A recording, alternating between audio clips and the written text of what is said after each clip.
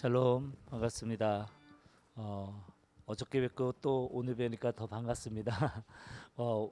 우리 이 시간에는 이제 2021년 우리 마지막 예배로 하나님 앞에 올려드립니다. 한 해 동안도 우리 주님이 우리와 함께 해주시고 우리를 인도해 주시고 보호해 주심을 우리 감사하는 마음으로 우리가 한 해를 돌아보고 또 2022년을 준비하는 그런 귀한 시간이 되었으면 좋겠습니다. 우리 예배 전 찬양으로 먼저 300자 우리 하나님 앞에 우리 주님의 은혜를 생각하며 함께 찬양하며 나가도록 하겠습니다.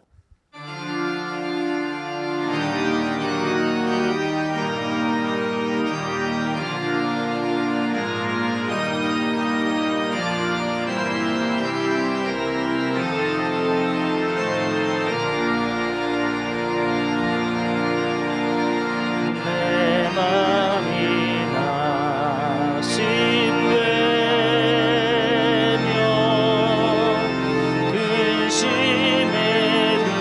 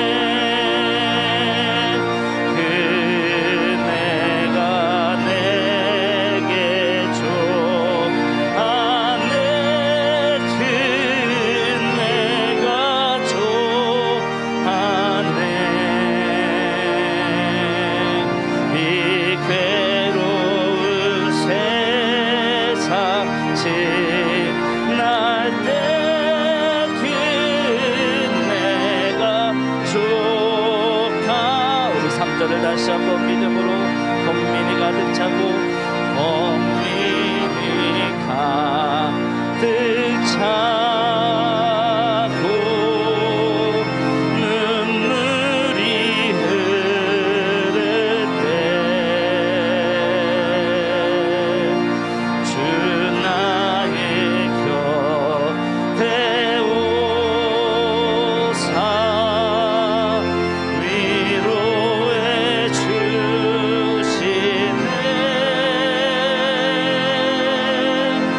환란이 닥쳐와서 어려움 당할 때 주님의 능력이 원수를 이기네. 그네가 내게 족하네. 그네가 족하네. 이 괴로운 세상 지날 때 그네가 족하. 그네가 내게 족하네.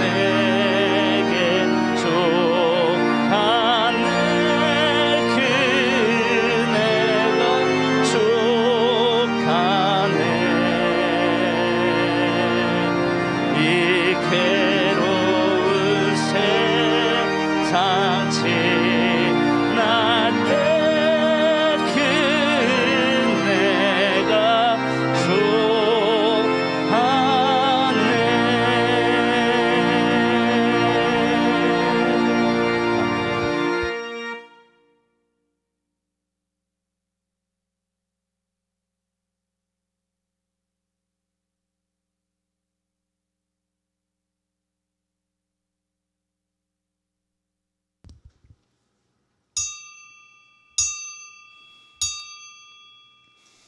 하나님은 영이시니 예배하는 자가 신령과 진정으로 예배할지니라. 아멘.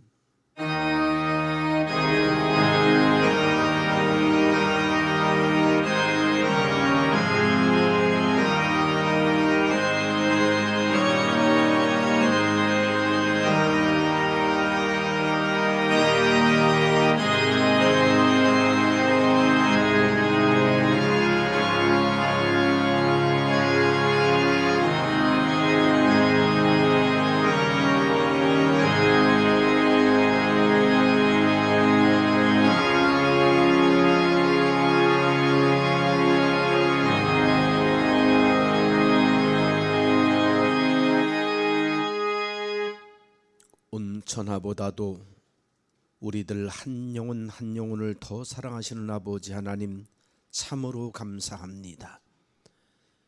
놀라운 은혜, 놀라운 사랑 속에 살아가면서도 늘 주님의 기대에 부응하는 삶을 살기보다는 주님을 섭섭하게 하고 주님을 실망시켜드리는 저희들임에도 불구하고 오늘도 저희들을 변함없이 사랑하사 이 아침 주님 제단 앞에 불러주심을 감사합니다. 참새도 주의 전을 통하여 제 집을 얻고 제비도 새끼들 보금자를 얻는다고 하여 싸운데 하물며 하나님의 자녀들인 우리들이 오리이까. 우리도 주의 전을 통하여 모든 것을 얻게 됨을 믿기에 믿음은 부족하지만 이 시간 주님 앞에 은혜를 간구하는 마음으로 나와 겸손히 마음에 무릎을 꿇었습니다.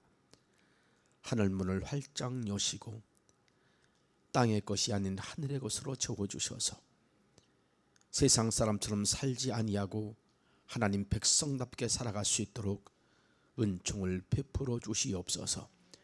세상 사람들이 알지 못하는 하나님의 자녀들만이 알 수 있고 자녀들만이 누릴 수 있는 하늘의 신령한 복을 우리에게 허락하여 주셔서 우리 세상에 돌아가 살 때 하나님께 받은 그 신령한 복을 가지고 세상에 자랑하며 살게 도와주시고, 그래서 세상 사람들이 우리의 그런 모습을 보고 시기하며 부러워할 정도로 하나님 우리를 축복하여 주시옵소서.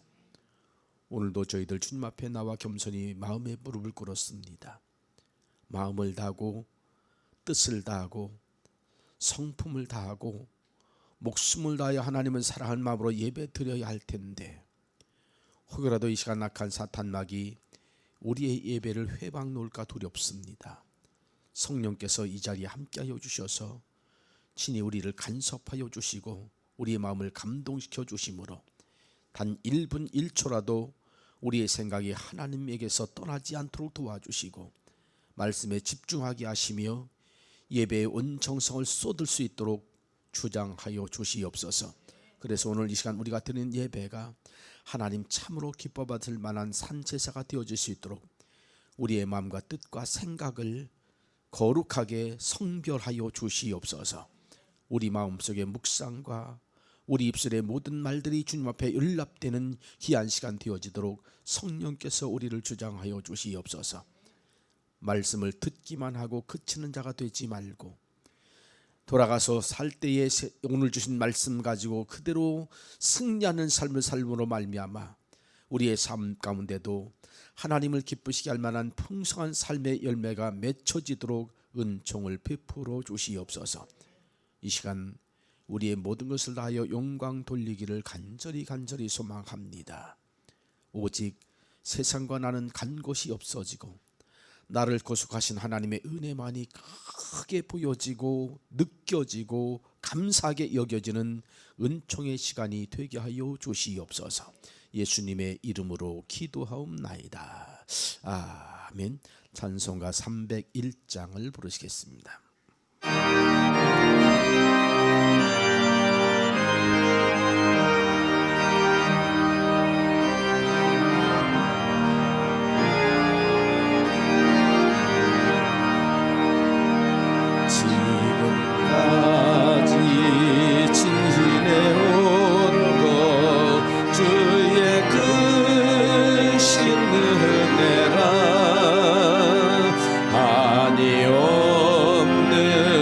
주의 사랑 어찌로 말하랴. 자나깨나 주의 손이 항상 살펴주시고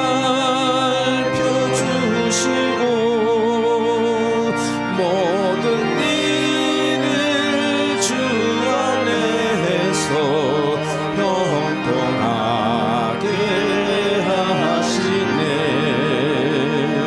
몸도 마음도 연약하나 세임받아 살았네. 불붙듯이 부으시는 주의 은혜 족하다. 사랑 없는 거리에 나 험한 산길에 맬 때 주의 손을 굳게 잡고 찬송하며 가리라. 주님 다시 배울 날이 날로 다가와. 무거운 짐 주께 맡겨 벗을 날도 멀잖네.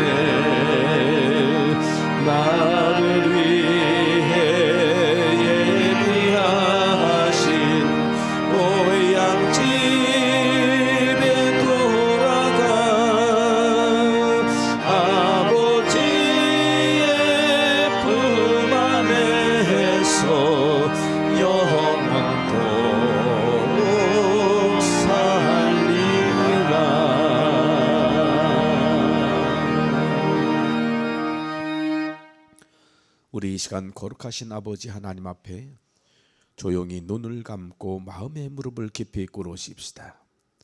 그리고 지난 한 주간 동안의 우리의 삶의 모습을 하나님의 말씀의 거울 앞에 비춰보시기 바랍니다.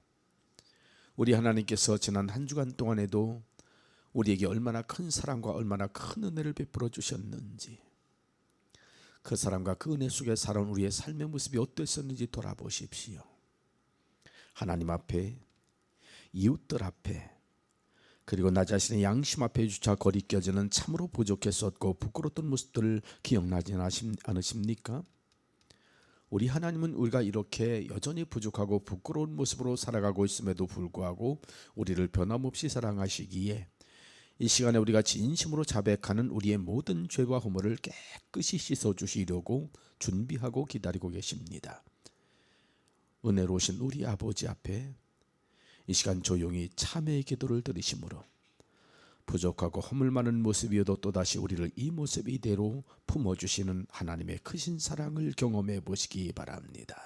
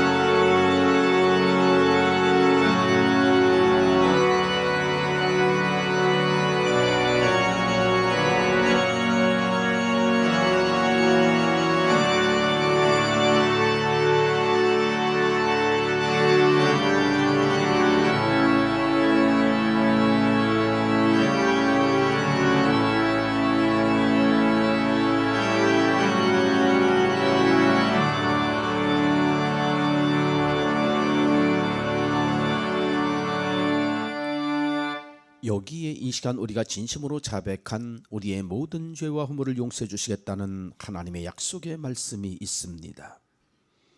악인은 그의 길을, 불의한 자는 그의 생각을 버리고 여호와께로 돌아오라. 그리하면 그가 긍휼히 여기시리라. 우리 하나님께로 돌아오라. 그가 너그럽게 용서하시리라. 이제 이 약속의 말씀을 읽고 이 시간 고백한 우리의 모든 죄와 허물을 우리를 한없이 사랑하시는 우리 아버지 하나님께서 깨끗이 용서해 주셨음을 믿으시기 바랍니다. 이제 하나님을 향한 우리의 믿음을 사도신경으로 고백하겠습니다. 나는 전능하신 아버지 하나님 천지의 창조주를 믿습니다. 나는 그의 유일하신 아들 우리 주 예수 그리스도를 믿습니다. 그는 성령으로 잉태되어 동정녀 마리아에게서 나시고 본디오 빌라도에게 고난을 받아 십자가에 못 박혀 죽으시고 장사된 지 사흘 만에 죽은 자 가운데서 다시 살아나셨으며 하늘에 오르시어 전능하신 아버지 하나님 우편에 앉아 계시다가 거기로부터 살아있는 자와 죽은 자를 심판하러 오십니다. 나는 성령을 믿으며 거룩한 공교회와 성도의 교제와 죄를 용서받는 것과 몸의 부활과 영생을 믿습니다. 아멘. 이제 이 시간 우리 마음을 모아서 하나님께 경건하게 기도드릴 때에 김옥분 장로님께서 우리의 기도를 인도해 주시겠습니다. 세상에는 많고 많은 사람이 있지만 그럼에도 불구하고 저희들을 너무나 사랑하시어 이렇게 주님의 자녀가 되는 권세와 특권을 주시니 감사를 드립니다. 하나님, 오늘도 한 해가 마무리되고 오늘 마지막 주일을 맞이하게 되었습니다. 하나님, 금년 한 해 어느 해보다도 코로나 바이러스 인하여서 또한 경제적으로 인하여서 많이 힘들고 어렵지만 그럼에도 불구하고 우리 양성계 신년들 지금까지 지키시고 인도하시니 참으로 감사드립니다. 주님의 사랑이 아니었으면 우리가 오늘날까지 어찌 이 자리에 설 수 있겠습니까? 주님의 사랑으로 말미암아 이 안에 설사오니 이제 남은 길 또래도 우리가 최선을 다하여 섬기며 봉사하여 우리 양성계 모든 신년들 유정의 미를 거두게 조금도 부족함이 없도록 하나님 도와주시옵소서. 이 시간에 사랑하는 교회가 이 어려운 중에 건축하시도록 하시니 참으로 감사드립니다. 그러나 아직까지는 상당히 힘든 문제 남았습니다. 하나님, 예배 듣는데 지장 없는 업종이 하나님에 들어오시도록 하나님 역사하여 주시옵소서. 준공서류도 남았습니다. 하루빨리 하나님의 준공서류가 통과되어 입당하는데 조금 더 어려움 없도록 하나님 도와주시옵소서. 이 시에도 사랑하는 목사님 말씀 듣고 단장에 섰습니다. 영육간의 강건을 허락하시며 영역을 길변 허락하시어 귀한 말씀 전하실 때 피곤치도 고단치도록 귀한 목사님을 장중에 붙잡아 주시옵소서. 또한 오늘 말씀이 은혜의 말씀이 되어 은혜 받고 우리 말씀을 듣고 하는 한 주간도 하나님이여 승리하는 삶을 사시도록 하나님 도와주시옵소서.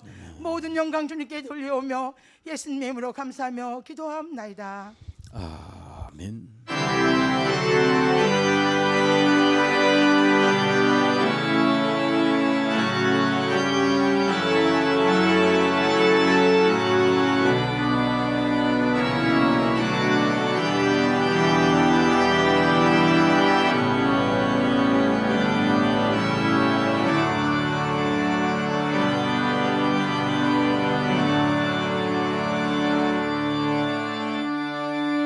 살아계신 하나님께서 이 시간 우리 모두에게 은혜 주실 생명의 말씀은 구약성경 창세기 45장의 말씀입니다. 창세기 45장 1절에서부터 5절까지의 말씀입니다.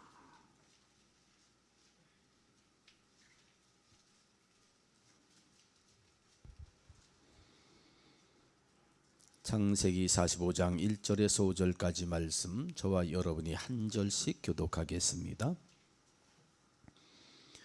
요셉이 희종하는 자들 앞에서 그 정을 억제하지 못하여 소리질러 모든 사람을 자기에게서 물러가라 하고 그 형제들에게 자기를 알리니 그때 그와 함께한 다른 사람이 없었더라.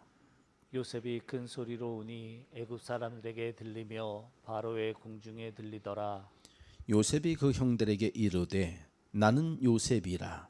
내 아버지께서 아직 살아계시니이까? 형들이 그 앞에서 놀라서 대답하지 못하더라.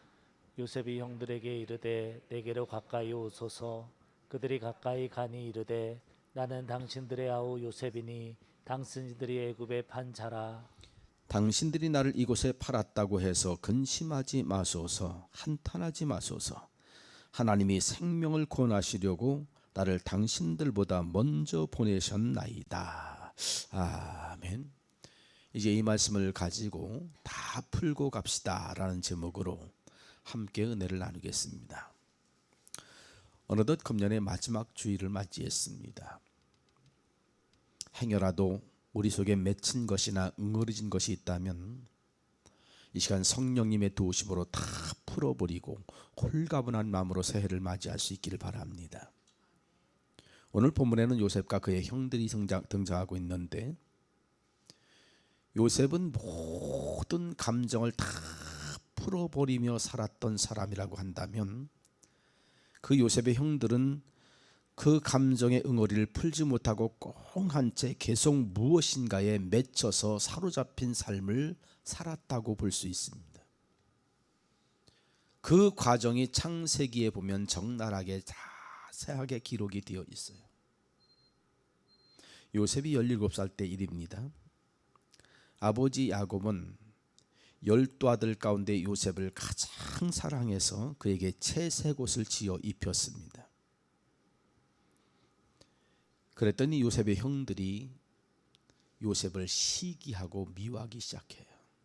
왜냐하면 그 당시 채색옷을 입었다고 하는 것은 그 가문에서 아버지의 뒤를 이을 장자권을 이어받은 사람이라는 뜻이었습니다. 채색옷을 그래서 아무에게나 지입히면 안 되는 거예요. 근데 야곱은 요셉을 너무너무 사랑하다 보니까 맏아들 장자권의 그 대업을 가업을 이을 자격이 있는 맏아들 르우벤을 놔둔 채 요셉에게 그 채색옷을 지어 입혔다는 말이죠.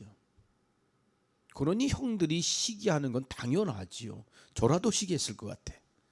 내가 맏아들인데 나한테 한마디 얘기도 없이 막내한테 예를 들어 이 채색옷을 장자권에 주려고 한다. 그럼 마음이 편하겠습니까? 당연히 그는 미워하게 되겠죠. 아버지 야곱의 이런 편애가 형제들 간에 이런 불화를 불러오게 된 것입니다. 설상가상으로 어느 날 요셉이 꿈을 꿨는데 비슷한 같은 내용의 꿈을 2번이나 꿔요. 그리고는 그거를 부모 형제가 있는 앞에서 다 이야기를 합니다. 내가 이런 꿈을 꿨다. 무슨 꿈이었습니까? 부모와 형제들이 다 자기 앞에 엎드려 절하는 내용의 꿈을 꿨어요.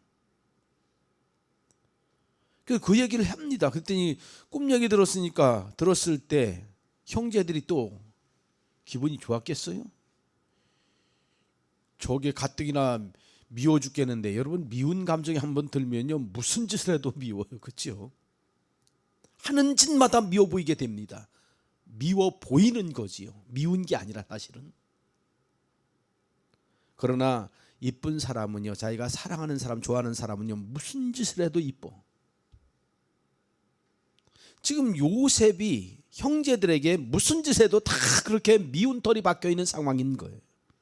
그것도 1번도 아니고 2번씩이나 기분 나빠 죽겠는데 가뜩이나 또 거기다 똑같은 꿈 꾸고는 내용을, 똑같은 얘기를 또 한단 말이죠. 그 때문에 요셉의 형들은 요셉을 더 미워하게 되었습니다.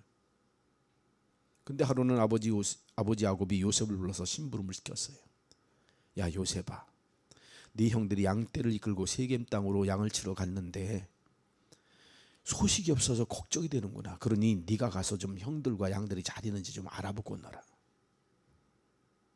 그때 요셉은 형들이 자기를 미워하고 있다는 사실을 알고 있었습니다. 17살 이상 되었을 때니까요. 그러면 걱정이 앞섰겠죠. 내가 형들에게 미운 털이 박힌 지 이미 오랜데 아무도 없는 들판에 갔다가 형들한테 몰매 맞아 죽으면 어떡하나 걱정이 안 됐을까요? 형들이 가뜩이나 날 미워가 있는데 갔다가 내가 해코지 당하면 어떡하나. 아버지 나 안 갈래요. 아마 우리 같았으면 그랬을지 몰라요. 근데 요셉은 형들이 자신을 미워하고 있던 사실을 알면서도 부정적인 생각에 얽매이지 않고 두려운 생각에 사로잡히지도 않았습니다. 그는 꽁 하고 사는 사람이 아니라 모든 걸 다 풀어가며 사는 사람이었어요. 그래서 기꺼이 아버지의 심부름대로 형들을 찾아서 세겜 땅으로 찾아갑니다. 그랬더니 형들은 이미 거기서 30km 떨어진 도단이라는 곳으로 자리를 옮긴 곳이었어요. 자리를 옮긴 후였습니다. 가뜩이나 형들에게 해코지 당할까 봐 두려운 마음을 가지고 있었다면 이쯤에서 그냥 멀리 가버렸으니까 그냥 아버지한테 들어, 아버지 딴 데로 갔대요. 못 찾겠어. 그냥 왔어요. 뭐 그래도 될 일이었을 겁니다. 근데 요셉은 또다시 형들을 찾아서 도단까지 찾아갑니다. 그때 멀리서 요셉이 오는 것을 본 형들이 뭐라고 합니까? 저기 꿈꾸는 자가 오는구나. 우리가 그를 죽여서 구덩이에 던지자. 그리고 아버지께는 그가 악한 짐승에 잡아먹혔다고 하자. 그래도 그의 꿈이 이루어지는지 어디 한번 우리가 두고 보자.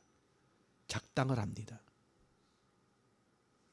한심하게도 이 요셉의 형들은 시기와 미운 마음 속에, 미운 감정 속에서 벗어나지를 못한 채 살아가고 있었던 사람들인 거예요. 다행스럽게도 맏형인 루벤의 만류로 요셉은 구살생 목숨은 건집니다. 하지만 그들은 요셉을 은 20냥을 받고 애굽의 대상들에게 종으로 팔아넘겨 버렸어요.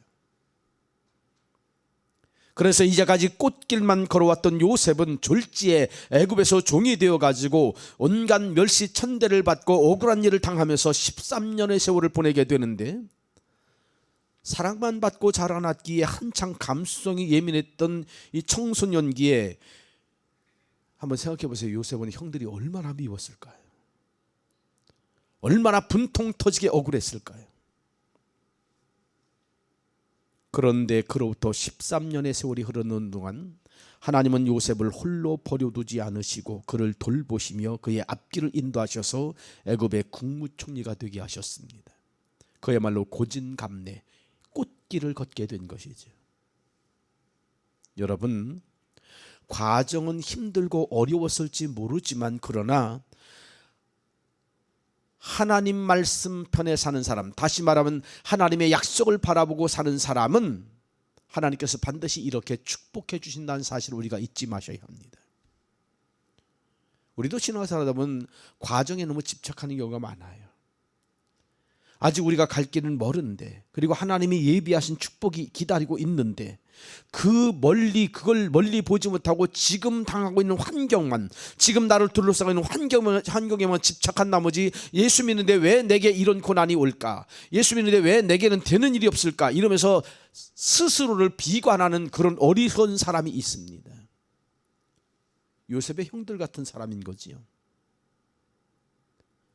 하지만 요셉은 그 13년의 억울한 세월을 보내면서도 그게 하나님의 계획이라는 사실을, 그 속에 하나님의 뜻이 들어있다는 사실을 그는 항상 인정하고 살았어요. 그랬기에 견딜 수 있었던 겁니다. 하나님이 내게 왜 이러실까? 하나님 정말 이러십니까? 여러분, 그렇다면 하나님과 관계가 좋을 수가 있을까요? 여러분, 신앙생활 제대로 할 수 있을까요? 내 생각과 다르고 내 마음에 주어진 환경이 맞지 않지만 그래도 그것에, 그 속에 하나님의, 나를 향한 하나님의 축복의 뜻이 들어있다고 믿고 받아들이고 인정하면 우리는 얼마든지 견딜 수 있는 거예요. 그래야 비로소 우리는 하나님의 훈련대로, 하나님의 계획대로 훈련되어져 갈 수 있는 것입니다.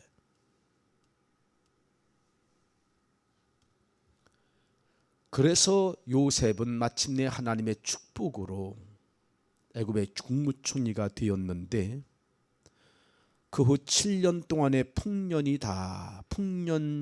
세월이 오고, 그리고 다시 7년 동안의 흉년이 오는데 그 중에 2년 동안의 흉년이 이미 지나가 버렸습니다. 7년 풍년이 끝나고 2년의 흉년이 지나갔어요. 이제 3년째 흉년이 들 시점에 양식이 떨어지니까 요셉의 형들이 곡식을 구하려고 애굽까지 찾아오게 됩니다. 그리고는 애굽의 국무총리가 된 요셉 앞에 엎드려 절을 했는데, 요셉이 어렸을 때 꾼 꿈이 그야말로 20여 년이 훌쩍 넘은 후에 정말 그대로 이루어진 거예요. 요셉이 17살에 형들에게 인신매매당해 팔려왔어요. 꿈은 그보다 훨씬 더 이전에 꿨습니다. 몇 살 때 꿨는지 몰라요. 어렸을 때 꾼 꿈입니다. 그리고 13년의 세월이 흘러서 요셉이 국무총리가 돼요. 그리고 7년 동안 풍년의 세월이 지납니다. 그리고 2년 동안의 흉년이 더 지나요. 그러니까 17살에다가 7년, 2년 합치면 얼마예요? 36살? 아니지. 맞나요? 네, 국민학교 나온 지 오래돼가지고 계산이 잘 안 되네. 적어도 요셉의 나이가 이때는 거의 40을 바라보는 나이였어요. 국무총리 되고 나서, 국무총리 30살이 됐으니까 7년 더하기 2년이면 39. 요셉의 나이가 40줄입니다. 그러면 꿈을 꾼 게 한 20여 년, 최소한 20여 년은 된 거지요. 그 꿈이 20여 년 후에 정말로 그대로 이루어진 거예요. 그 자기를 팔아먹은 왼수 같은 형들이 지금 와가지고 자기가 형인 줄도 모르고, 자기가 요셉인지 동생인지 팔아먹은 요셉인지도 모르고 이 국무총리 앞에 굽신거리고 지금 절을 하고 있습니다. 그 모습이 눈에 보였어요. 여러분 같으면 이럴 때 어떻게 했을까요? 그동안 배신감에 마음속에 쌓였던 울분이 폭발하면서 형들이고 뭐고 다 죽여버리고 싶었을 겁니다, 아마. 근데 요셉은 형들에게 복수하지 않고 오히려 다 용서하면서 나는 당신들의 아우 요셉이라고 합니다.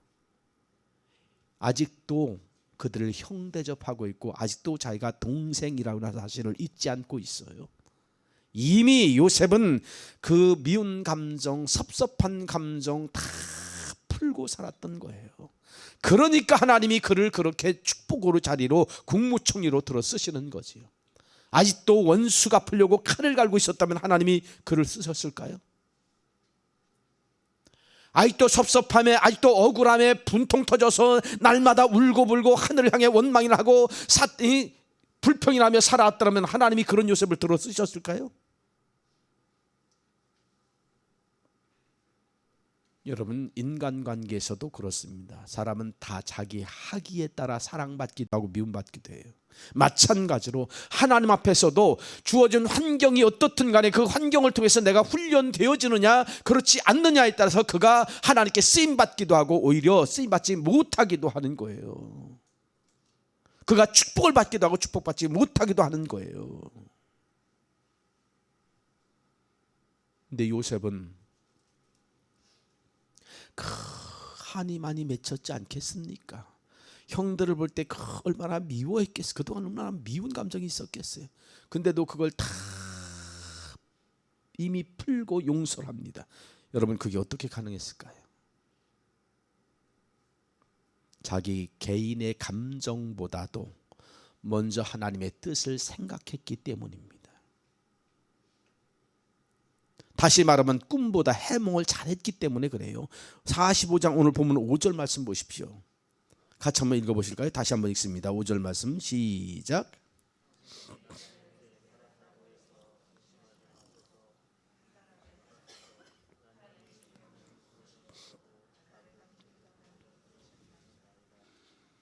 무슨 말이에요 이게? 형들이 자신을 애굽의 종으로 팔았기 때문에 자기가 애굽으로 팔려온 게 아니라 하나님께서 자기 가정을 구원시키려고 가족들보다 먼저 자기를 애굽으로 보내신 것이라고 요셉은 해석하고 있어요. 그렇게 믿고 있어요. 근데 방법은 중요하지 않아요. 방법은 억울하게 인신매매 당가지고 형들에게 배신당해서 팔려왔고 그 과정에 종살이도 하고 억울하게 감옥살이도 하고 이런 과정을 다 겪지만 그건 하나도 중요하지 않아. 중요한 것은 목적이에요. 하나님이 왜 나를 이렇게 애굽으로 보내서 이 고생하게 할까? 내 가족 구원시키기 위해서다. 다시 말하면 나는 내 가족의 구원자다. 하나님이 나를 통해서 내 가족을 구원하기를 원하신다. 요셉은 그걸 한시도 잊지 않았습니다. 그랬기에 형들이 미웁질 않은 거예요. 형들은 악한 일에 쓰임받은 것뿐이죠. 그래도 여러분, 기왕이면 악한 일에 쓰임받지 말고 선한 일에 쓰임받으십시오. 형제간에 마음 아프게 해서 좋을 일이 뭐가 있어요?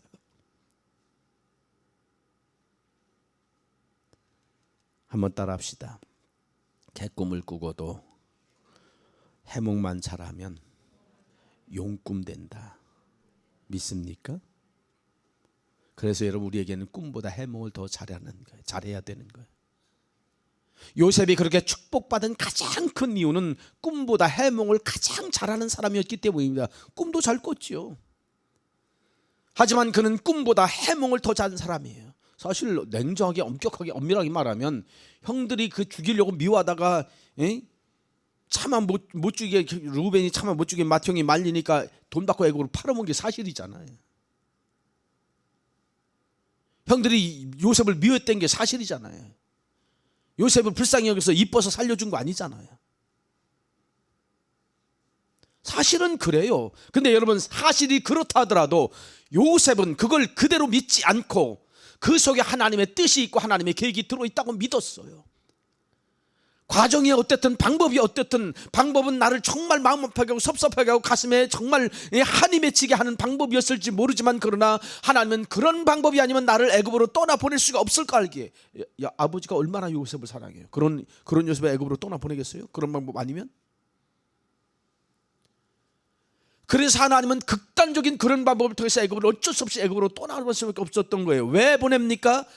이런 일이 있을 걸, 훗날 이렇게 풍년 흉년이 들어서 세상에 다 굶어 죽게 될 날이 올 걸 하나님 아시고 그때 이 가족을 구원시키려고, 그때 이 가족의 살 길을 열어두시려고 미리 애굽으로 요셉을 미리 보내서 훈련시키고 국무총리가 되게 그 자리에 가족을 살릴 수 있는 자리에 갖다 앉혀놓으셨던 거예요. 근데 요셉은 그 하나님의 의도를 정확하게 이해하고 있었습니다. 그게 바로 해몽을 잘하는 거예요, 여러분.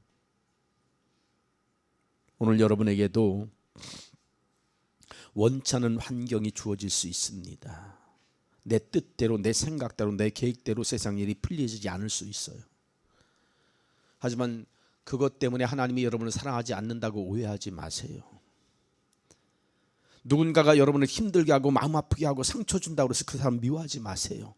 그 사람은 악한 일에 쓰임 받을 뿐입니다. 여러분이 정말 미워서 그랬다기보다는 어쨌든 간에 그 악한 일에 쓰임 받고 있을 뿐이에요. 그런데 더 중요한 것은 그들이 여러분에게 어떻게 하느냐가 중요한 게 아니라 그 속에 하나님께서 나를 어떻게 훈련시키기를 원하시느냐, 이게 더 중요한 문제예요.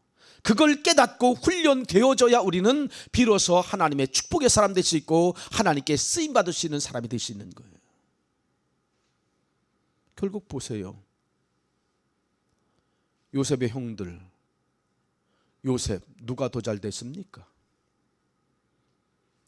결국 형들 요셉 앞에서 굽신거리고 절하게 되잖아요. 결국은 남을 그렇게 마음 아프게 하고 악한 일에 쓰임 받더니 결국은 남의 맺어서 굽신거리고 동생 앞에 살려달라는 그런 상황까지 벌어지잖아요. 그래서 우리가 선한 일에 쓰임 받는 게 중요한 거예요. 왜 어떤 사람이 선한 일에 쓰임 받습니까? 하나님의 의도를, 하나님의 훈련 계획을 잘 알고 있는 사람, 그래서 기꺼이 거기에 훈련되어지는 사람, 그런 사람이 하나님의 뜻대로 이렇게 귀하게 쓰임 받게 되어지는 거예요. 그래서 요셉은 그 하나님의 뜻을 잘 알고 있었기에 과정은 다 따지지 않아요. 너 왜 나 팔아먹었어? 너들 나한테 시기하고 질투하고 해코지했지? 하나 아무것도 묻지도 않고 따지지도 않습니다. 그러면서 그간에 되어진 일을 형들이 깨닫지 못하고 알지 못했던, 자기만이 알았던 그 하나님의 비밀을 털어놔요. 하나님이 당신들을 구원하시려고 나를 당신보다 앞서서 애굽으로 보낸 겁니다. 그러니 걱정하지 말라. 형들에 대한 응어리나 맺힌 감정이 조금도 남아있지 않았어요. 그러니 어찌 하나님이 요셉에게 그런 복을 주시지 않겠어요? 그래서 여러분, 우리에게는 삶의 우선순위가 중요한 것입니다. 한 번 더 따라합시다. 내 기분 나쁜 건 기분 나쁜 거고, 그 때문에 주의 일에 지장을 주지는 말자. 요셉이 만일 이때 이 민수놈들 잘 만났다고 화풀이하고 감정풀이했다면 어떻게 됐을까요? 여지껏 훈련시킨 거 도루묵이야. 여지껏 그를 축복하려고 국무총리 같이 앉혀놓은 거 다 도루묵이야. 그 목숨을 잃을 수밖에 없는 그 순간에 가족들을 구원시키려고 그 자리에 훈련시켰고 그 자리에 갖다 앉혀놓은 건데, 그런데 기분 나쁘다고, 형들을 보는 순간 기분 나쁘다고 감정풀이하고 화풀이하고 원수 갚았다면 어떻게 됐겠어요? 하나님의 계획 다 끝장나는 거예요. 종치는 거예요.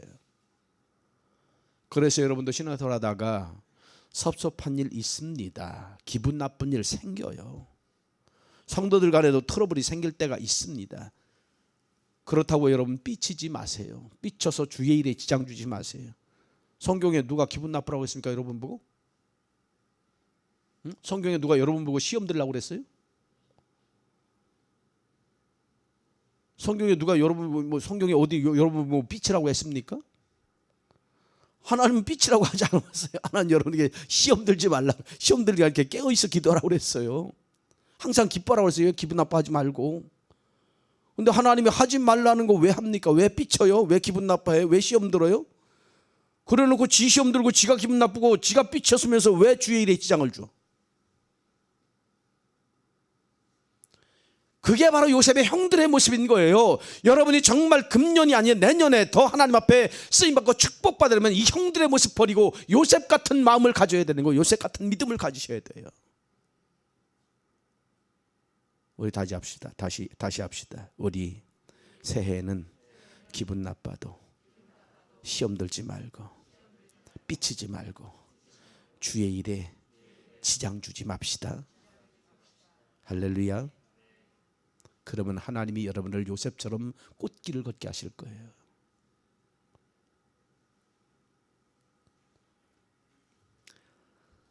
자, 그렇다면 우리가 어떻게 이 마음속에 맺힌 것들을 풀어가야만 합니까? 마음속에 맺힌 것들이 뭐예요? 풀어야 할 것들이 뭡니까? 첫째는 과거의 아픔에서 벗어나야 합니다. 과거의 아픔을 다 풀어버리셔야 돼요. 그동안 요셉인들 왜 마음에 아픔이 없었겠어요? 그가 애굽으로 팔려갈 때, 또 애굽의 시위대장인 보디발의 집에서 종살이를 할 때, 또 보디발의 아내에게 억울한 누명을 덮어쓰고 감옥살을 하게 될 때 그 젊은 사람 마음에 왜 아픔이 없었겠어요? 왜 고통이 없었겠어요? 그래서 감옥에 갇혔을 때 형들이 나를 시기하고 미워하지만 않았어도, 형들이 나를 애굽에 팔아먹지만 않았어도 내가 이런 고생은 안 했을 텐데, 이런 생각 안 들었을까요? 그러나 요셉은 과거의 아픔에 사로잡히지 않고 다 풀어버렸어요. 그러기에 형들에게 복수할 기회가 왔어도 복수하기는커녕 오히려 두려움에 떨고 있는 그 형들을 위로하며 안심시킬 수 있었던 겁니다.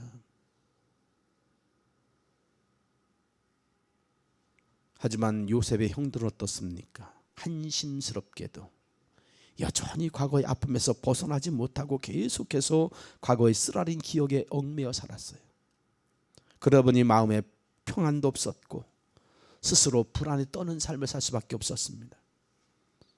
창세기 50장에 보면 아버지 야곱이 죽어서 장사를 지내요. 아버지 장례가 끝나자 이제 형들이 막 두려워 떨기 시작합니다. 이제 아버지가 돌아가셨으니까 그동안 요셉이 아버지 때문에 아버지 눈치 보느라고, 아버지 마음을 살피느라고 우리에게 복수하지 않고 미뤄뒀던 건데, 이제 아버지가 돌아가셨으니까 요셉이 맘 놓고 이제 우리에게 복수할 거다 생각해가지고 두려워서 벌벌 떱니다. 그러다가 견디지 못하겠으니까 사람을 요셉에게 보내가지고 아버지 유언을 들먹거리면서 요셉에게 자기들의 죄와 허물을 용서해달라고 애걸복걸을 해요.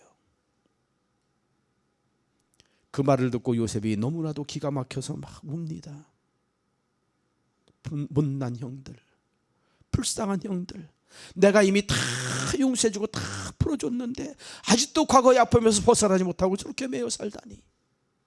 불쌍해서 요셉이 울어요. 여러분, 진정한 회개가 없으니까 이렇게 되는 거예요. 이미 요셉은 다 용서했는데도 형들은 자기들은 지은 죄는 알지만, 그걸 인정을 하지만, 그러나 진짜 회개를 한 적이 없어요. 그러니까 평생 이렇게 죄값 받을까 봐 두려워 벌벌 떨고 사는 거지요. 그래서 여러분, 죄 짓고는 못 사는 거예요. 혹시 이 형들의 모습이 오늘 여러분의 모습은 아닙니까? 하나님께서 이미 우리의 모든 죄를 다 용서해 주셨는데 아직도 그 과거의 그 죄에 연연하며 살아가는 모습, 이제는 다 털어버리십시오. 요셉의 형들은 그래도 마음이 놓이질 않았습니다. 그래서 사람을 보냈는데도 마음이 놓이지 않으니까 이번에는 직접 찾아와 가지고 자기들을 요셉의 종이라고 하면서 용서를 구해요. 그러자 요셉은 형들을 이렇게 위로합니다. 창세기 50장 19절부터 21절에 보면 두려워하지 마소서, 내가 하나님을 대신하리이까. 이 말은 용서는 하나님만이 하실 수 있는 거라는 거예요. 우리 인간이 감히 누가 누구를 심판하고 용서하고 하느냐는 거지요. 당신들은 나를 헤아려 하였으나 하나님은 그것을 선으로 바꾸사 오늘과 같이 많은 백성의 생명을 구원하게 하시려 하셨으니 당신들은 두려워하지 마소서, 내가 당신들과 당신의 자녀를 기르리이다. 여러분, 혹여 우리도 요셉의 형들처럼 과거의 아픔에서 벗어나지 못하고 있지는 않습니까? 더 이상 과거에 사로잡혀서 현재와 미래를 제대로 살지 못하는 어리석은 사람이 되지 마세요. 과거는 이미 지나가 버린 겁니다. 이미 지나간 과거 때문에 현재를 손해보고 미래를 손해보는 삶을 살지 마세요. 옛날 노래 가운데 그런 노래가 있어요. 아무리 뉘우쳐도 과거는 흘러갔다. 믿습니까? 사도 베드로가 예수님을 모른다고 3번이나 부인했습니다. 마지막 한 번은 저주까지 하면서 부인했어요. 근데 만일 베드로가 계속해서 자기의 과거의 잘못에만 사로잡힌 데 살아갔었더라면 그가 예수님의 수제자로서 자기에게 맡겨진 사명을 감당할 수 있었을까요? 사도 바울도 마찬가지였습니다. 디모데전서 1장 13절 말씀처럼 그는 본시 비방자요 박해자요 폭행자였고 죄인 중에 괴수였어요. 자기가 인정하는 거예요. 그러나 바울은 자기의 그 죄책감에만 사로잡혀 살지 않았습니다. 오히려 그 은혜를 생각하면서 더 주를 위해 열심히 충성했어요. 그리고는 나중에 이렇게 확신하며 고백을 합니다. 로마서 8장 1절 2절에. 그러므로 이제 그리스도 예수 안에 있는 자에게는 결코 정죄함이 없나니 이는 그리스도 예수 안에 있는 생명의 성령의 법이 죄와 사망의 법에서 너를 해방하였음이라. 매여 살지 않고 이제 그는 자유를 누리며 살아요. 왜? 용서받았음을 확신했기에. 어떻게 확신합니까? 자기가 이미 진정으로 회개했으니까. 여러분, 예수님은 십자가 위에서 우리의 모든 죄값을 이미 다 지불하셨습니다. 그렇기 때문에 우리가 그 사실을 확실히 믿기만 한다면 우리는 과거 때문에 불안해서 떨 이유가 전혀 없는 거예요. 이제 한 해가 저물어 갑니다. 며칠 후면 새해가 되겠죠. 하나님께서 왜 우리에게 새해를 주십니까? 새로운 마음으로 새 출발하라는 뜻이에요. 과거에 매여 연연하며 살지 말고 새로운 마음으로 새로운 삶을 살라는 기회를 주시는 거예요. 그러니까 더 이상 지나간 과거에 얽매이지 말고 여러분 다 훌훌 털어버리십시오. 그 다음 두 번째로 우리가 털어버려야 할 것은 현재의 욕망에서 벗어나야 합니다. 요셉의 애굽의 시위대장 보디발의 집에서 종살이를 할 때였습니다. 보디발의 아내가 요셉에게 반해가지고 계속해서 그에게 유혹의 눈짓을 보냈어요. 만일 그때 요셉이 욕망에 사로잡혔더라면 아예 관두시지 마시지요 하면서 그 유혹에 쉽게 넘어갔을 겁니다. 근데 요셉은 그 현실의 욕망에 사로잡히지 않았어요. 그래서 그 유혹을 뿌리쳤고 그 대가로 억울하게 누명을 쓰고 감옥에 갇혔습니다. 하지만 그는 하나님 앞에 떳떳할 수 있었어요. 그것도 요셉에게는 일종의 하나의 훈련 과정이었습니다. 우리가 잊지 마세요. 요셉이 정말 잘했던 것은 그 모든 과정 속에 다 하나님의 훈련이 들어있다, 훈련 계획이 들어있다고 믿었다는 거예요. 그래서 모든 과정, 어떤 유혹, 어떤 실험, 어떤 시험, 어떤 시련이 닥쳐와도 그는 그 훈련 과정을 잘 이겨낼 수 있었던 것입니다. 반면에 요셉의 형들은 그렇지를 못했어요. 그래서 그들은 얼마 안 되는 은 20냥의 동생을 종으로 팔아먹었습니다. 물질이라는 현실의 욕망에 사로잡혔던 거지요. 여러분, 요셉의 형들처럼 욕심에 사로잡히지 않도록 조심하십시오. 인간의 욕심은 끝이 없는 겁니다. 그래서 욕심에 사로잡히면 반드시 그 욕심 때문에 망하게 되어 있어요. 너희는 먼저 그의 나라와 그의 의를 구하면 이 모든 걸 너희에게 도와주시라고 하나님 약속하셨습니다. 부족한 게 있다면 하나님께 맡기고 하나님이 주시는 것으로 감사하며 살아보세요. 하나님은 에베네셀의 하나님이십니다. 여기까지 우리를 도와주시는 하나님이세요. 임마누엘의 하나님이십니다. 지금도 우리와 함께 해주시는 하나님이셔요. 여호와 이레의 하나님이십니다. 앞으로도 우리를 위해서 준비해 주실 하나님이셔요. 그 사실을 굳게 믿고 욕심에 사로잡히지 말고 하나님의 은혜가 족한 줄 알고 감사하며 사십시오. 그게 현실의 욕망을 떨쳐내는 비결입니다. 마지막 세 번째로는 미래의 두려움에서 벗어나야 합니다. 요셉의 형들은 지은 죄로 인해서 평생을 두려움에 사로잡혀 살았습니다. 요셉이 채색 옷을 입자 그들은 요셉이 맏아들의 축복을 가로챌까 두려워했고, 요셉이 꿈을 꾸자 그들은 요셉의 꿈이 이루어질까 봐, 그래서 자기들이 진짜 요셉 앞에 절하게 될까 봐 두려워했고, 요셉이 애굽의 총리가 되자 요셉이 자기들을 벌하지는 않을까, 원수 갚지는 않을까 두려워했고, 아버지 요셉이 죽자 요셉이 자기들에게 복수하지는 않을까 두려워했습니다. 이처럼 요셉의 형들은 처음부터 끝까지 계속해서 앞날에 대한 두려움에 사로잡혀 살았어요. 그러니 그들의 삶이 얼마나 불행하고 답답했겠습니까? 하지만 요셉은 결코 미래에 대한 두려움에 사로잡히지 않았어요. 왜? 그가 진짜 두려웠던 것은 하나님이었기 때문이죠. 그런데 하나님을 두려웠다 보니 하나님이 자기를 너무너무 사랑하는 걸 알거든요. 하나님이 자기를 너무너무 축복하시는 걸 알거든요. 그러니 얼마나 행복했겠습니까? 여러분, 남을 때린 사람이 평안할 것 같습니까? 얻어맞은 사람이 평안할 것 같습니까? 남을 때린 사람은 두 다리 뻗고 잠을 못 자는 법이에요. 왜? 보복당할까 봐. 그러나 맞은 사람은 다르지요. 맞을 당시에는 아픕니다. 또 억울한 생각에 속이 상할 수도 있습니다. 그러나 두 다리 뻗고 잘 수 있잖아요. 제가 논산의 훈련소에 이제 입소했을 때 가니까 저녁만 되면 맨날 이 기합을 줘요. 군기 잡으려고 뭐 잘못한 게 있어서가 아니라 무조건 트집 잡아가지고 군기 잡으려고 무조건 기합을 줘요. 저녁마다 하여튼 기합을 줘요. 그래서 하루도 밤 9시만 되면 점호를 딱 취하고 점호를 끝나면 이제 잠을 자는데 점호 끝난 다음에 와서 기합을 줘요. 근데 매일같이 기합을 주는데 그러다가 가끔 어떤 날은 기합을 안 주고 그냥 넘어갈 때가 있어요. 그럼 그때 잠이 안 와요. 이것들 기합 주려면 빨리 줘야지 편하게 잘 텐데 이게 언제 기합을 주려나. 기합 자다가 갑자기 기상하면 그때부터 기합이 시작되거든요. 막 잠들었는데 기상하니까. 어느 날은 기합을 안 주고 그냥 넘어가면 이 잠이 안 와. 불안해가지고 이것들 빨리 기합 주려면 빨리 해야 한따까리 하고 잘 텐데 편하게 잘 텐데. 사람 마음이 그런 거예요. 그러니까 여러분 때리는 사람보다 차라리 맞는 사람 되세요. 여러분 자녀들 교육시킬 때 어디서 매 맞거든 속상해가지고 이 등신 왜 매 맞거든 너도 때리고 와 이렇게 교육시키죠. 근데 주님 뭐라고 하시지요? 누가 네 오른뺨을 때리거든 왼뺨도 돌려대라고 하지 않습니까? 어떤 사람은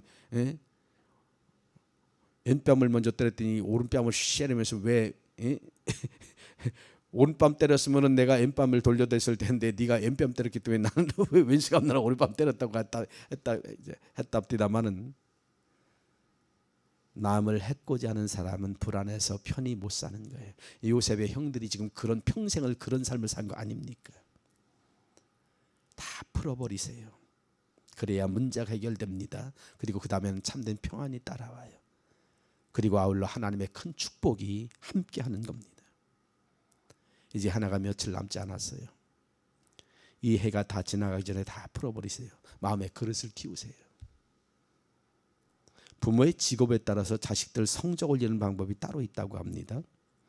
채소가게 자식은 쑥쑥 올리고 점쟁이 자식은 점점 올리고 한의사 자식은 한 방에 올리고 성형외과 자식은 몰라보게 올리고 구두 닦기 자식은 반짝 올리고 자동차 영업사원 자식은 차차 올리고 백화점 사장 자식은 파격적으로 올리고 목욕탕집 자식은 때를 기다리며 올리고 건설회사 사장 아들은 탄탄하게 올리고 도서선생 자식은 슬그머니 성적을 올린답니다.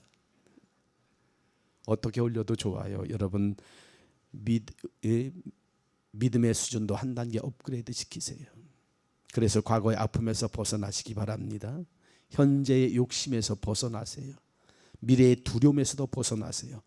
그리고 예수 그리스도 안에서 이전과는 다른 새 마음으로 새로운 삶을 살기로 결단하는 여러분 되시길 주의 이름으로 축원합니다. 기도하십시다. 좋으신 아버지 하나님 감사합니다.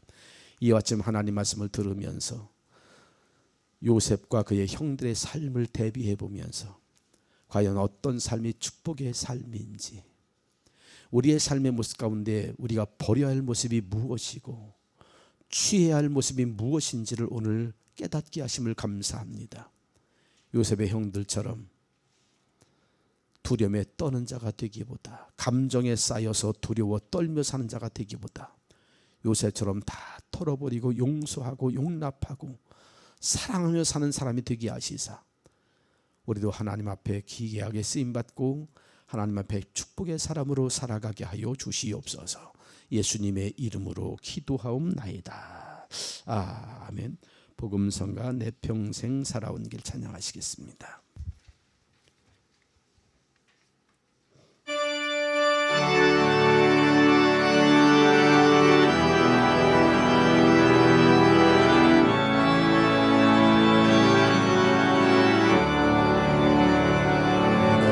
평생 살아온 길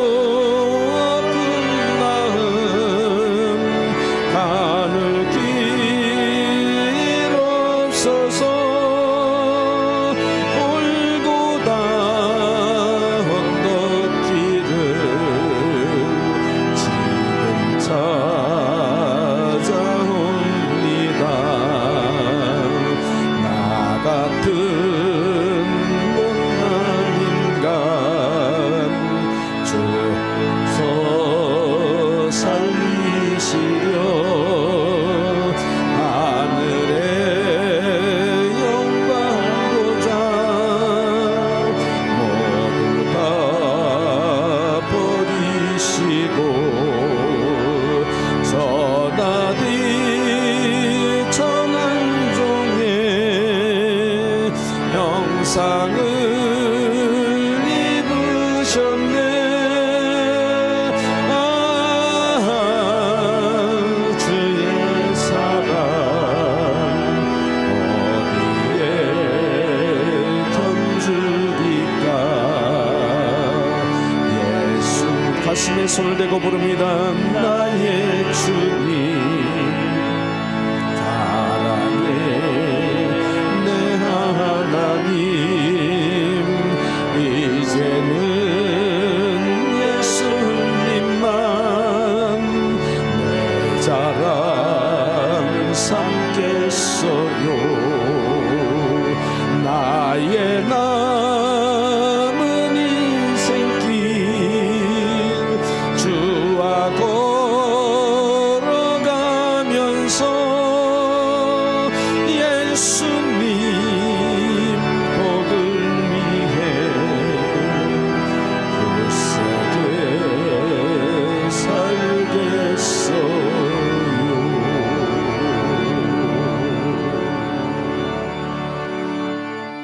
기도합니다. 그렇습니다, 주님. 우리 살아온 길을 뒤돌아보면 걸음마다 자욱마다 부끄러운 것밖에 없습니다. 그럼에도 불구하고 우리의 지난 세월들을 돌아보면 그 어느 것 하나 하나님의 은혜 아닌 것 없습니다. 그 은혜가 있었기에 오늘 우리 여기까지 이를 수 있었고, 그 은혜가 있었기에 지금까지 우리 하나님의 복을 누리며 살아올 수 있었고, 그 은혜가 있었기에 요셉의 형들처럼 살았음에도 불구하고 하나님이 다 용서하시고 우리를 품어주신 것 아니겠습니까? 이제 오늘 말씀을 들으면서 우리의 그런 삶에 우리가 조금이라도 부끄러운 모습을 느낀다면 이제는 요셉 같은 삶을 살 수 있도록 하나님 우리에게 은혜를 주시옵소서. 우리의 믿음의 그릇을 키울 수 있게 하시고 우리의 마음을 더 키울 수 있도록 넓힐 수 있도록 도와주시어서 요셉처럼 다 풀어버리고 다 용서하고 다 품으며 살 수 있는 큰 사람, 하나님의 큰 일꾼들이 다 되어지도록 우리를 변화시켜 주시옵소서. 우리 그렇게 살기를 진정 소망합니다. 또한 그렇게 살기를 하나님 앞에 다짐을 합니다. 하나님 우리의 이 마음을 기억하시고 오늘 우리가 정성 다해 드린 예물 기쁘게 받아주시어서 우리가 그렇게 살 수 있도록 끊임없는 은혜를 베풀어 주시고 끊임없이 성령의 감동으로 우리를 간섭하여 주시옵소서. 우리가 드린 이 예물 하나님이 이제 하나님 손에 들려줬사오니 축사하시고 들어 쓰셔서 어디든지 이 귀한 예물이 쓰여지는 곳마다 오병이어의 기적과 같은 놀라운 역사가 일어나게 도와주시고, 그래서 이 예물 때문에 배불리 영혼의 양식을 먹고 구원받는 사람이 날마다 더해지게 하시며, 이 예물 드린 손길 그때마다 하나님 잊지 말고 기억하여 주셔서 하나님 두 손으로 축복하심으로 그와 그의 가정과 자녀와 일터가 복을 받게 하시되, 요셉의 가지가 무성히 담을 넘음 같이 살아가는 종들이 하는 일마다 풍족하게 도와주시고 형통케 되어지도록 도와주시고 이웃에게 복을 나눠주실 정도의 축복의 통로가 되시도록 하나님께서 은총 베풀어 주시옵소서. 예수님의 이름으로 기도하옵나이다. 아멘.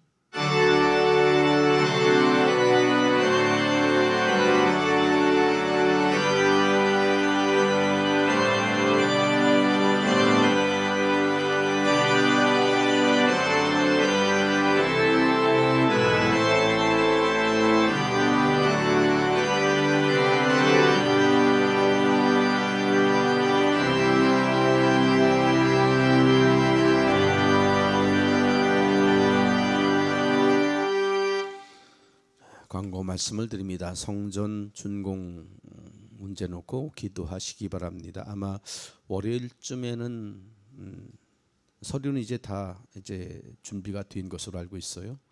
서류는 이미 다 완비가 되었고 그래서 결제만 남은 것으로 알고 있습니다. 월요일쯤 결제가 나지 않을까 예상이 되는데 하나님께서 확실하게 결말을 지어주시도록 위해서 기도해 주시고, 또 성전 세입자 문제 놓고도 기도해 주시기 바랍니다. 좋은 업종으로 또 좋은 세입자 하나님이 보내주셔서 우리가 교회 관리하고 우리 신앙생활하는데 어려움이 없도록 위해서 기도해 주시기를 바랍니다. 그리고 해외 선교지 우리 선교지들을 위해서도 잊지 마시고 기도해 주십시오.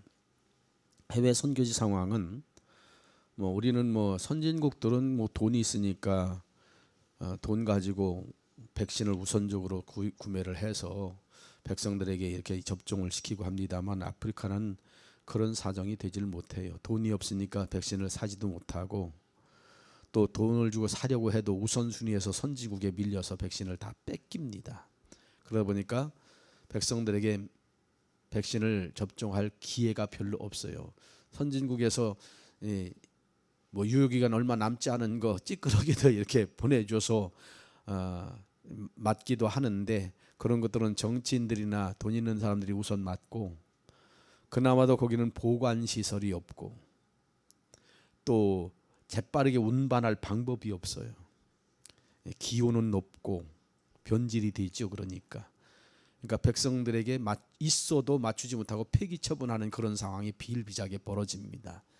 유엔에서 이렇게 배정해서 조금씩 나눠준 생색내는 물량들 있잖아요. 그런 거 있어도 돈 있고 끝발 있는 사람은 좀 맞을 줄 몰라도 백성들에게까지 혜택은 거의 못 들어가는 상황이고 다행히 선교사님들에게는 우선권이 주어진대요. 외국인들 뭐 이런 사람들에게는 국제관계가 있고 하니까 우선권이 주어져서 선교사님들은 백신을 다 접종을 하는데 일반 백성들은 뭐 거의 접종을 받을 기회가 없다고 합니다. 수도나 이런 대도시에 사는 사람들 일부 백성들을 빼놓고는 맞을 기회가 없대요. 그래서 거기서 취할 수 있는 최선의 방법은 통행금지 시키는 것밖에 없대요. 돌아다니지 못하도록 그냥 통행금지 시켜버린답니다. 그래서 백신을 코로나 감염을 억제하는 정책을 펴고 있는데 그러다 보니까 선교사에게 굉장히 어려움을 겪죠. 여기처럼 뭐 인프라나 통신 이런 인프라나 구축돼 있어 가지고 인터넷으로 또는 뭘로 이렇게 해서 간접적으로 이렇게 비대면 예배라도 드릴 수 있으면 그런 시설이라도 풍족하면 모르는데 그런 시설들도 거기는 굉장히 낙후되어 있어서 선교사님들이 선교하는데 굉장히 애로사항이 많습니다. 마음대로 돌아다니기도 어렵고 사자가 만날 수도 없고 또 우리처럼 뭐 인터넷 통해 가지고 이렇게 하기가 그렇게 쉽지 않아요. 원활하지 않으니까. 뭐 선교사님들이 핸드폰 다 가지고 있지요. 그리고 사역자들에게는 핸드폰들 다 있습니다. 근데 일반 사람들에게는 그걸 통해서 저기 하기가 어려워요. 없는 사람이 많으니까. 그래서 굉장히 어려움이 많다고 합니다. 이런 저간의 상황들 위해서 기도해 달라고 요청이 많이 들어오고 있는데 여러분도 현재 그런 사정을 이해하시고 하나님께서 어떻게든 이 코로나가 빨리 종식될 수 있도록 위해서 기도해 주시기를 바라고요. 또 우리 국내 자체도 지금 오미크론 확진자가 뭐 80몇 명, 이미 90명을 넘은 것 같아요. 언제 걸렸는지도 모르고 어디에서 걸렸는지도 모르고 그러니까 뭐 이게 경로를 차단해가지고 경로를 추적해서 차단하는 것도 지금 사실은 통제에서를 넘어선 그런 단계에 들어섰습니다. 그러니까 확실한 거는 자기가 자기 지키는 길밖에 없어요. 자기가 자신을 지키는 것밖에 없다는 걸 기억하고 여러분도 각별히 방역에 아주 적극적으로 힘써 주시기를 바랍니다. 교회에서 이렇게 여러분에게 뭐 검사 받으라 뭐 한다고 불편하다고 원망하지 마시고 그게 여러분에게도 최선이고 교회도 최선이에요. 예를 들면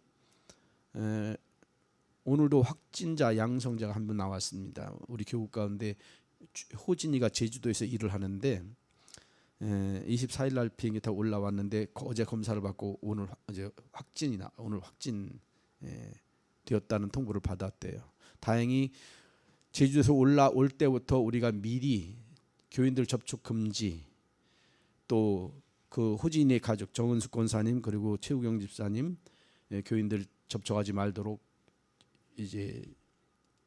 이렇게 방역 조치를 했습니다. 교회에서. 그래서 교인들은 아무도 접촉을 안 했어요. 그러니까 이런 상황 때문에 저희들이 긴장하고 이런 상황 때문에 여러분들에게 이렇게 협조해 달라고 요청을 하는 거예요. 만일에 그냥 내버려 뒀더라면 어떻게 됐을까요? 수없이 많은 사람도 접촉했을 거고, 그러면 아마 우리 교인들 가운데도 확진자 부식이수 나왔을 거, 아마 교인 전체 퍼지는 거 아마 일도 아니었을 겁니다. 합시간에. 예, 이런 상황 때문에 여러분에게 좀 과도하다 싶을지 몰라도 여러분에게 그렇게 요청하는 것이니까 너무 섭섭히 여기지 말고, 이게 최선의 길이라는 걸 여러분 기억하시고 적극적으로 여러분이 협조해 주셔서 자신도 지키고 가정도 지키고 우리 교회 공동체도 지킬 수 있도록 해 주시기를 다시 한번 부탁을 드립니다. 다른 광고사항은 공지사항을 통해서 여러분에게 알려드리도록 하겠습니다. 이제 복음 찬송가 373장 1절만 부르신 후에 축도로 예배를 마치겠습니다.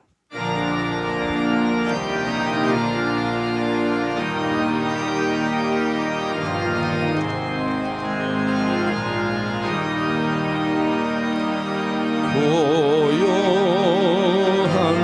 바다로 저 천국 향할 때 주 내게 순풍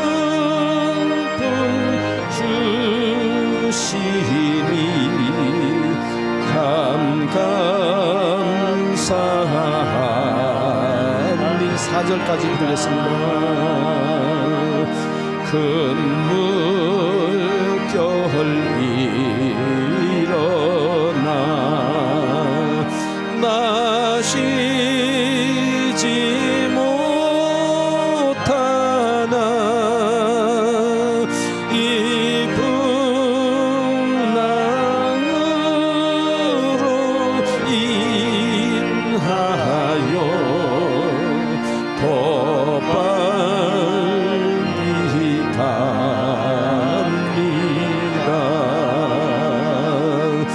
내 걱정 근심을 쉬었게 하시고 내 주여 영혼을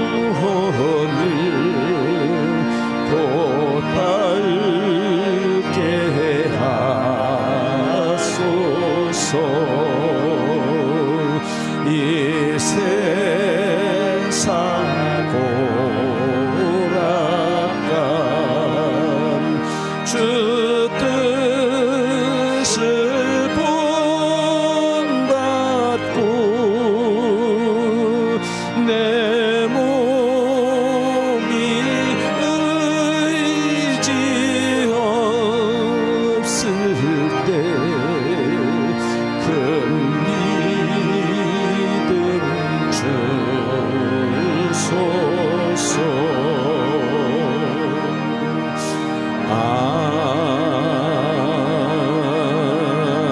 아멘. 기도하십시다.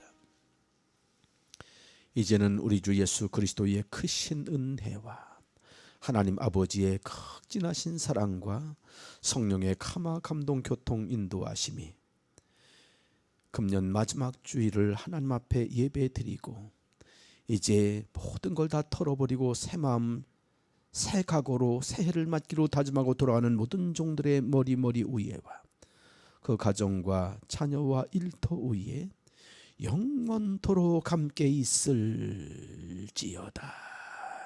아멘.